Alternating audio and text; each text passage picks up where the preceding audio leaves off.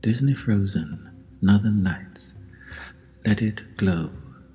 Kristoff and Sven take Anna, Elsa, and Olaf to Troll Valley for a special ceremony under the magical Northern Lights. But when Kristoff's friend Little Rock needs help, they set out on a grand adventure. Will they get back before the Northern Lights fade from the sky? Kristoff was excited. He was taking his friends to Troll Valley for the annual crystal ceremony. Grand Pabbie honors all the young trolls who have earned the level 1 crystals, he explained. It's a huge achievement. Anna, Elsa, and Olaf couldn't wait to experience the mysterious tradition. Boulder, the troll who had raised Kristoff, and a young troll named Little Rock greeted Kristoff and his friends when they arrived in Troll Valley. Little Rock was going to be in this year's ceremony. Boulder explained that the ceremony had to be performed during autumn under the Northern Lights, but the Northern Lights were nowhere to be seen. And we only have a few more days before the last night of autumn, she added. Anna noticed that Little Rock was holding 4 crystals in his hand. 3 were glowing, but the 4th was dull. This is my tracking crystal, he explained. It won't glow until I have excellent tracking skills. If I can't earn this last level 1 crystal, I can't be in the ceremony. To be a good tracker, you need to be fearless, observant, and inventive, said Kristoff. I know you can do it. Just then, Little Rock noticed that Grand Pabbie was nowhere in sight. Boulder thought he had gone to find a place where the Northern Lights were visible. Why don't we track him, suggested Kristoff. Maybe you can earn your crystal that way. Little Rock smiled. Yes. The trolls gave each of the friends a mossy cloak to keep warm. Then Little Rock took the lead as they set out to find Grand Pabbie. When the path split 3 ways, Little Rock stepped toward the first path. That goes back to Troll Valley, Kristoff told him. Little Rock tried the second path. That's toward Arendelle, said Anna. Little Rock pointed to the third path. This way. His tracking skills clearly needed some work. Suddenly, Little Rock stopped. I'm picking up a scent, he declared. I think it's Grand Pabbie. He dropped to the ground and began sniffing along a trail, but it led straight to Seven's hoof. Little Rock tried to cover his mistake. Seven stopped standing on Grand Pabbie's footprints. The group continued and soon reached the frozen river. Be careful, said Kristoff. I don't know how solid the ice is. Don't worry, said Little Rock. I already earned my ice-tracking crystal. This is definitely thick enough. Crack!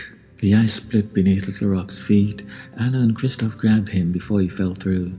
Elsa, can you help us get across? Asked Anna. The group watched as Elsa sent swirls of ice into the air. The swirls formed a stairway that arched over the river. The group ran up the steps, then heard a rumble when they started down the other side. The river bank beneath Elsa's stairway was beginning to break off from the extra weight. Elsa waved her arms and some ice sleds appeared. Jump on, she shouted. Everyone swooshed over the steps and down the frozen river. You were both so fearless, Little Rock said to Anna and Elsa when they reached the other side. He handed the sisters a glowing crystal from his pouch. You deserve to carry this. It was getting light, so the group camped for the day and set out again the next night. We have to find Grand Pabbie right away, said Little Rock. There are only 2 days of autumn left. Little Rock picked up a branch, thinking it was a clue. Grand Pabbie must have gone this way, he said. Cried Olaf. I wondered where I'd left you. Little Rock was disappointed. Everyone makes mistakes, said Kristoff, and Olaf is lucky you were able to help him. Little Rock's mood brightened, and he quickly found another clue, a clump of green moss. It's from Grand Pabbie's cloak, he exclaimed. Elsa pointed out the thick patches of green scattered over the ground. It's possible that it's just moss, she said gently. Little Rock sighed. You're right. This isn't from Grand Pabbie's cloak. Farther up the mountain, where the path was covered with snow, Anna discovered what seemed to be troll footprints. She called Little Rock over to take a look. These are Grand Pabbie's footprints, he declared. They followed the prints high and high up the mountain, but the mark stopped at the very top. Before the friends could investigate further, a snowstorm rolled in. Little Rock offered to find shelter, but Elsa used her magic to create a beautiful ice shelter instead. The friends hurried inside. After the storm had passed, the mountain was covered with a fresh layer of snow, masking the footprints. The group wanted to continue their search for Grand Pabbie. Maybe we could tumble down, suggested Little Rock. Olaf was the first to leap over the side of the mountain and start rolling.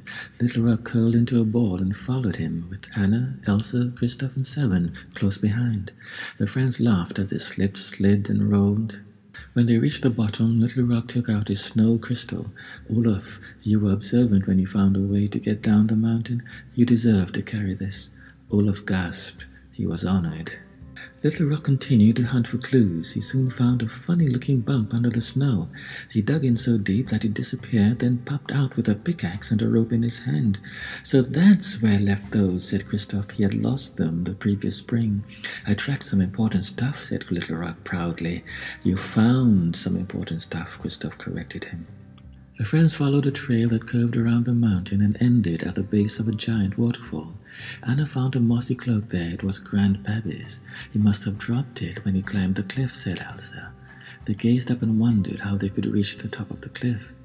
Sven stuck his tongue into the waterfall. Kristoff understood that the reindeer was suggesting that Elsa freeze the waterfall.